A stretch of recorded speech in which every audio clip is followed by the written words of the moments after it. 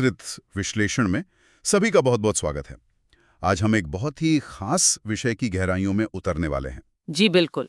और आज का हमारा आधार है परमार एसएससी के राज्य व्यवस्था यानी पॉलिटी के क्लास नोट्स। आज के इस सत्र में हम राज्य विधानमंडल के बेसिक्स, संसदीय समितियों के कामकाज और संविधान संशोधन की पूरी प्रक्रिया, हाँ, संविधान संशोधन और अंत में जो देश के आपातकालीन प्रावधान हैं, उन पर एक बहुत ही तार्किक और लॉजिकल चर्चा करेंगे। एकदम सही।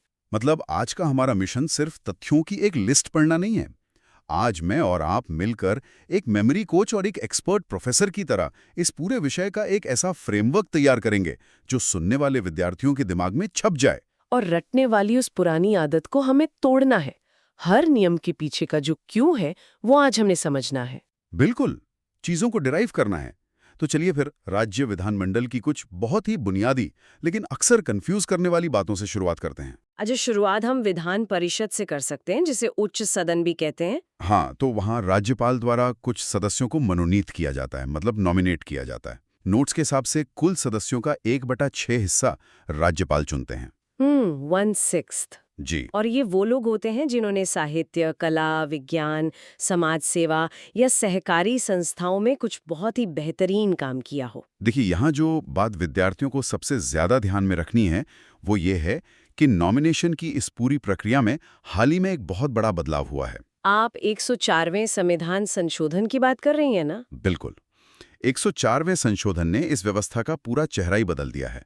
इस संशोधन ने एंग्लो इंडियन समुदाय के सदस्यों के मनोनयन की व्यवस्था को पूरी तरह से मतलब एकदम समाप्त कर दिया। खत्म कर दिया। हाँ। लेकिन दूसरी तरफ जो अनुसूचित जाति और अनुसूचित जनजाति यानी SC/ST के लिए सीटों का आरक्षण था, उसकी समय सीमा को आगे बढ़ा दिया गया है। ये तो परीक्षा के नजरिए से एक बहुत बड़ा ट्रैप है।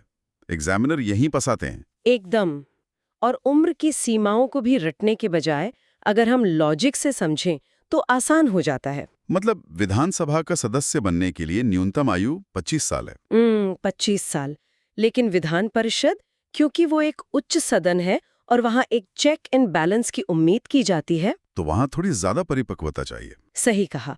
इसीलिए वहाँ न्यूनतम आयु 30 साल रखी गई है। और एक बात, अगर किसी सदस्य को अपना पद छोड़ना हो तो वो अपना इस्तीफा सीधे सदन के पीठासीन अधिकारी को सौंपता है, न कि किसी मंत्री या मुख्यमंत्री को। अच्छा, ये उम्र वाला लॉजिक तो बहुत ही सटीक है।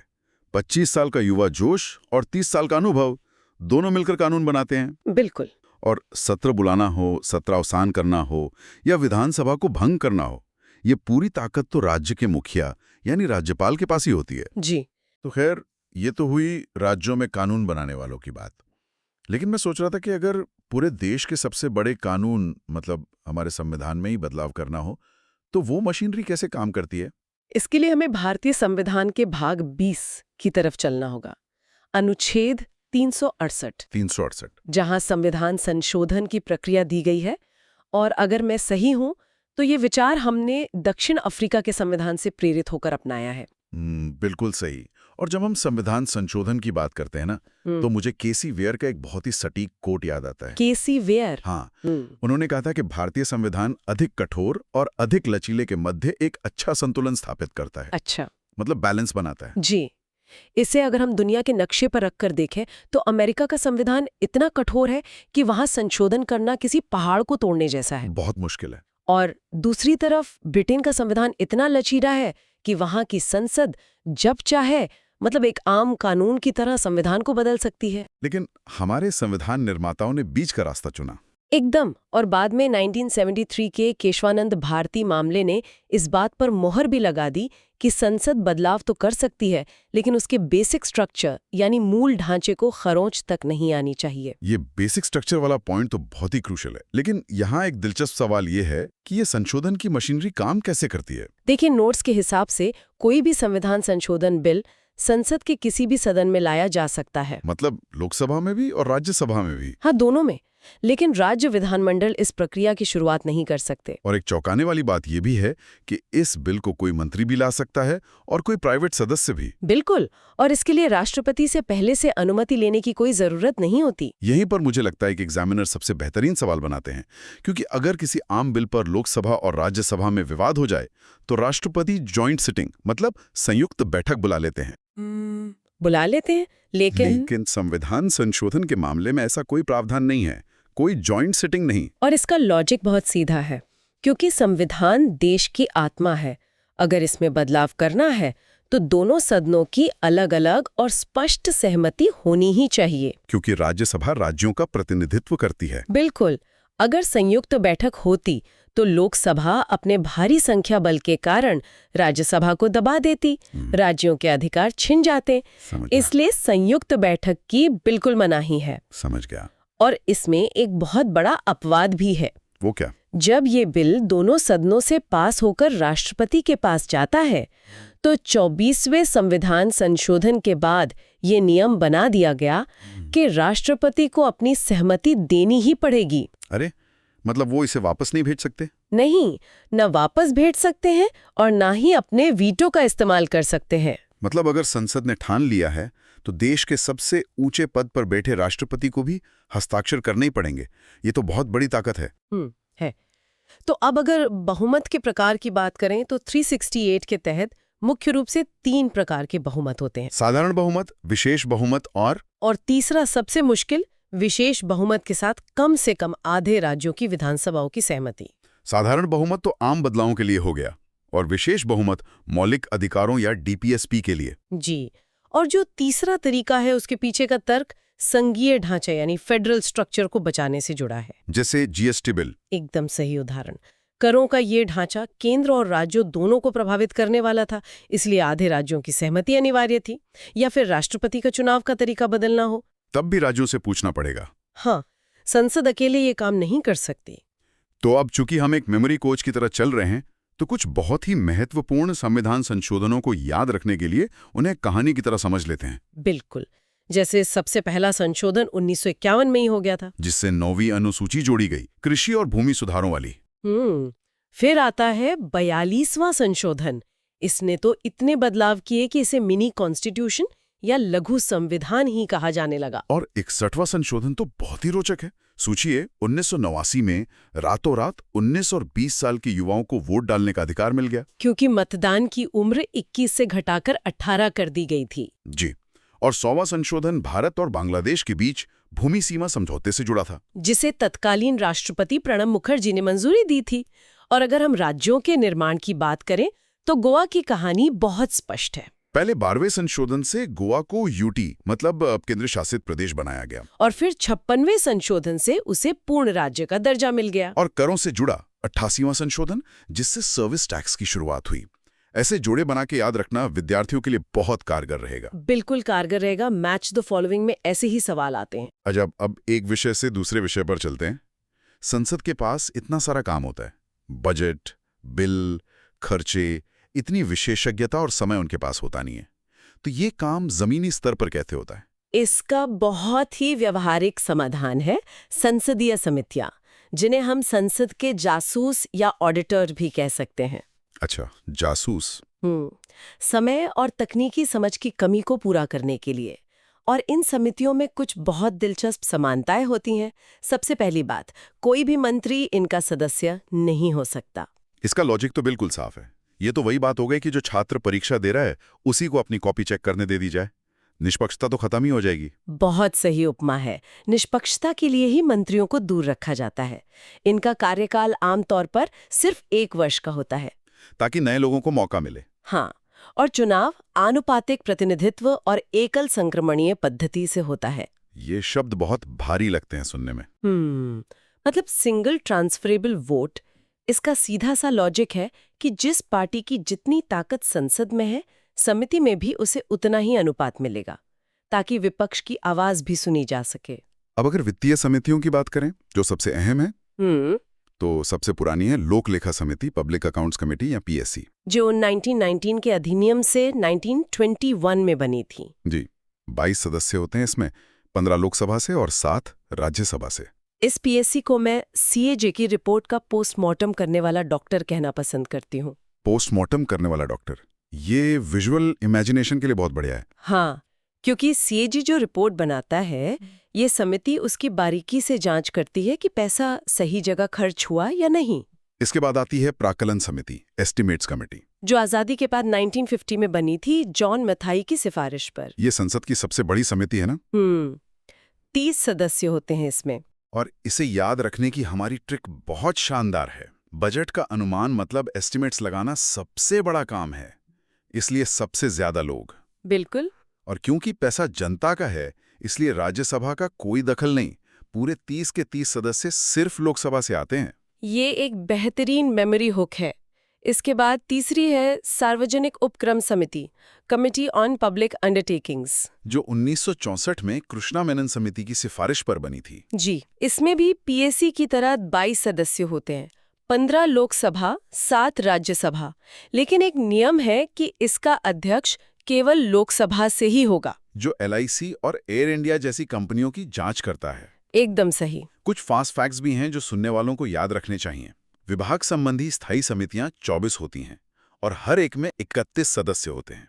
21 लोकसभा से और 10 राज्यसभा से। और यहाँ एक ट्रैप भी है, निजी सदस्यों के विधेयकों पर समिति। लोग सोचते हैं अध्यक्ष लोकसभा स्पीकर होगा, लेकिन असल में डिप्टी स्पीकर यानी उपाध्यक्ष इसका अध्यक्ष होता है। ये एग्जामिनर्स का फेवरेट ट्रैप है। राजभाषा पे समिति 1976 में बनी, 30 सदस्य, और लोकसभा अध्यक्ष खुद 3 समितियों के प्रमुख होते हैं। व्यापार सलाहकार, नियम और सामान्य प्रयोजन समिति। तो एक क्विक मेंटल रिकैप कर लेते हैं। पीएससी 1921 22 सदस्य, एस्टिमेट्स सबसे बड़ी 1950 30 सदस्य सिर्फ लोकसभा से, और पब्लिक अंडरटेकिंग्स 1964 22 सदस्य। किसी में कोई मंत्री नहीं और कार्यकाल 1 साल, शीशे की तरह साफ। बिल्कुल। अब इस पूरी व्यवस्था को एक नए एंगल से देखते हैं। शांति के समय तो सिस्टम ऐसे चलता है, लेकिन अगर देश पर बड़ा संकट आ जाए, खतरे की घंटी बज जाए, तब बात आती है भाग 18 की, आपातकालीन प्रावधान। और इसे याद रखने की वो जादुई गणितीय ट्रिक +4 वाली। हाँ, अनुच्छेद 352 से शुरू करें जो राष्ट्रीय आपातकाल है, और उसमें 4 जोड़ें तो 356 यानी राष्ट्रपति शासन। और 356 में 4 जोड़ें तो 360 वित्तीय आपातकाल। ये +4 का नियम कभी भूलने वाला नहीं है। और ये पूरा ढांचा 1935 के भारत शासन अधिनियम से लिया गया है। तो 352 के 3 आधार क्या हैं? युद्ध, बाह्य आक्रमण और सशस्त्र विद्रोह।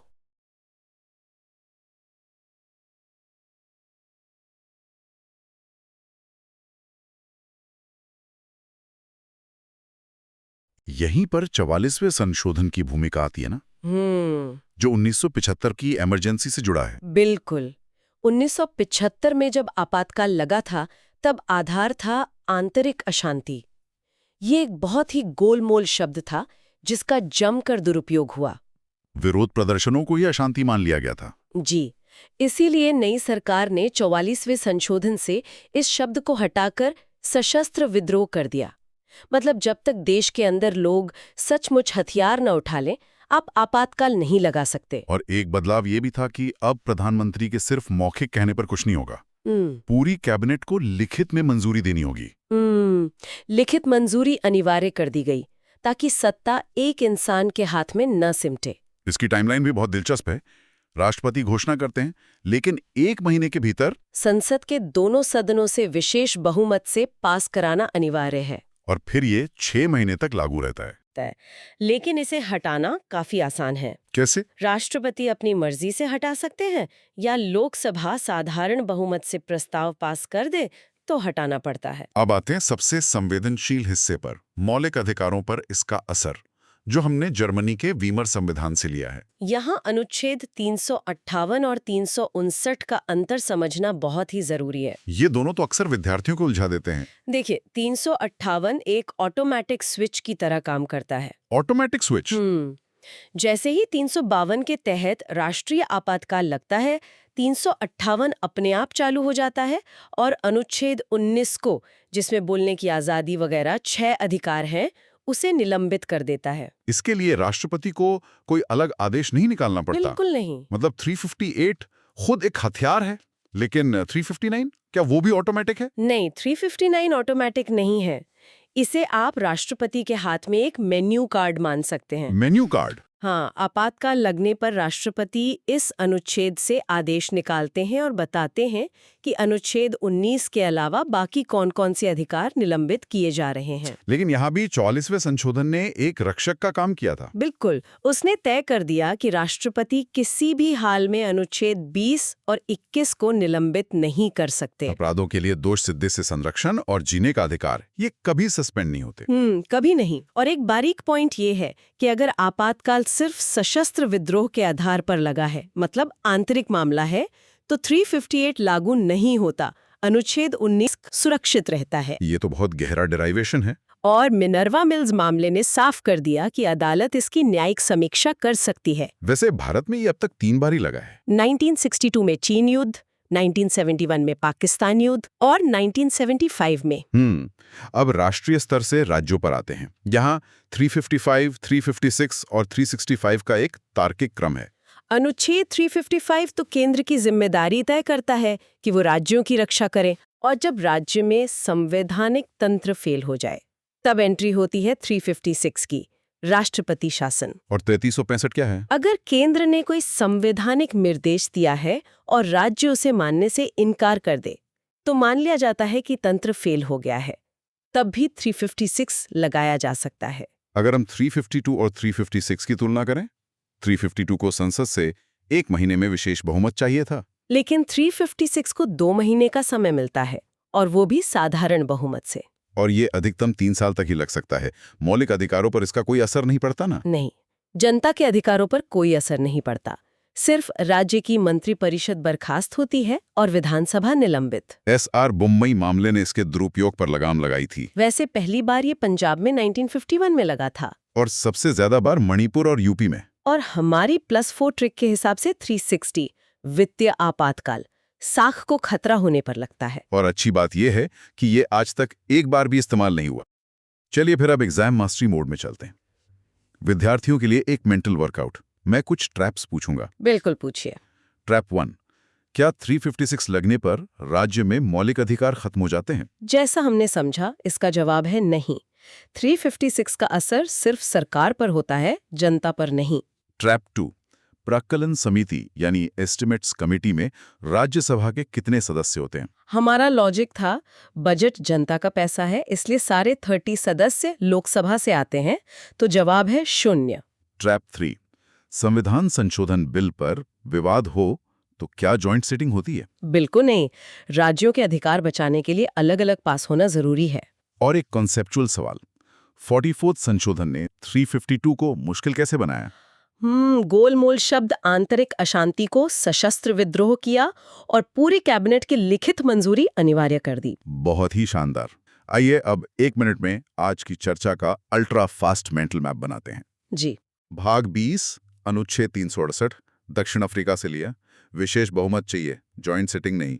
24वें संशोधन के बाद राष्ट्रपति बाध्य हैं। फिर समितियां, पीएसी में 22, प्राक्कलन में 30, सार्वजनिक उपक्रम में 22, मंत्री की कोई जगह नहीं। और भाग 18 का आपातकाल 1935 की अधिनियम से, +4 नियम 352, 356, 360, जहां अनुच्छेद 20 और 21 मजबूत स्तंभ है जो कभी नहीं गिरते। इस संपूर्ण विश्लेषण को समेटते हुए मैं एक विचार छोड़ना चाहूंगी। शुरुआत में हमने केसी वियर की बात की थी, जिन्होंने कहा था कि हमारा संविधान कठोरता और लचीलेपन का बेहतरीन संतुलन है। हाँ। लेकिन जरा सोचिए, एक ऐसा संविधान जो आम दिनों में केंद्र और राज्यों के बीच शक्तियों को बड़े प्यार से बांटता है, मतलब लचीलापन, वही संविधान आपातकाल के दौरान रातों रात अपनी सारी ताकतों को केंद्र को देकर एक अत्यंत कठोर और एकात्मक व्यवस्था में बदल जाता है। ये तो एकदम यूनिटरी हो जाता है। तो क्या यही वो जादुई संतुलन है जिसने भारत को अब तक बिखरने से बचाया है? क्या आपातकाल का ये कठोर लगने वाला प्रावधान ही असल में हमारे लोकतंत्र का सबसे बड़ा रक्षक है? इस बारे में जरूर सोचिएगा। यह सचमुच एक बहुत ही गहरा प्रश्न है। सिर्फ तथ्यों को रटने के बजाय इस तरह से अर्थों को जोड़ना ही असली तैयारी है। और इसी मजबूत विचार के साथ हम आज की इस गहन चर्चा को यहीं विराम देते हैं। हमारे साथ जुड़ने के लिए बहुत बहुत धन्यवाद। मिलते हैं अगली बार एक नए विषय के साथ।